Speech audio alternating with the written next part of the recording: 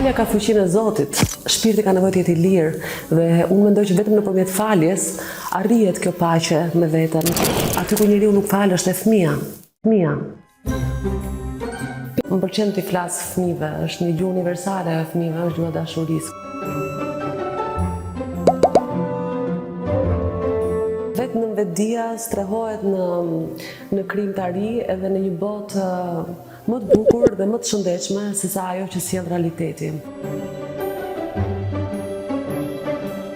Për prallën time do thoja që ndoshta është krijuar në një moment ku të gjitha të fluks energjie unë arrita që ta shndroj në energji krijuese. Është në një farë mënyrë një lloj shpëtimi nga realiteti, krijimtaria dhe arti në përgjithësi.